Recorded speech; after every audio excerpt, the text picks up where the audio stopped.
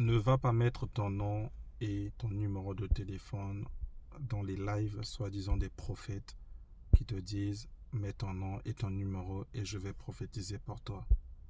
Il y a deux cas. Il y a ceux qui sont des sorciers, des féticheurs, des charlatans, des magiciens. Ceux-là, comme je disais récemment dans un live de l'église Parole Disciple, ils sont comme Suleiman de Seri Kiesuke.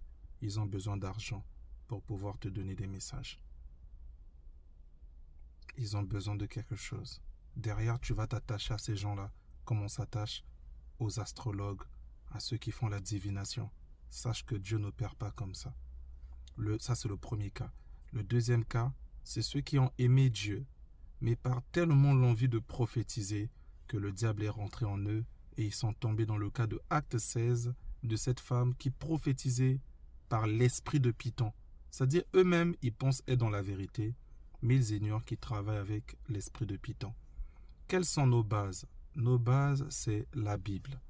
Quelles sont nos bases? Nos bases, c'est la tradition, ce qu'on appelle apostolique, c'est-à-dire depuis les pères de l'Église. On n'a jamais vu Élie, on n'a jamais vu Jean-Baptiste, on n'a jamais vu Daniel, on n'a jamais vu le Christ lui-même dire « Venez, donnez l'argent, donnez ceci et nous allons vous dire des choses sur vous. » Faites attention, vous faites parler les esprits mauvais, vous faites parler les démons. Et le fait de le faire, il y a des conséquences graves. Quelles sont ces conséquences? Ce n'est pas l'objet de la vidéo, mais méfiez-vous. Après, vous allez vous plaindre dans 2 ans, dans 3 ans, des blocages, des ceci, des cela. Attention à la haute sorcellerie, à la haute magie, consciente ou inconsciente, au travers de tel type de personnes. Que Dieu vous bénisse dans le nom de Jésus-Christ.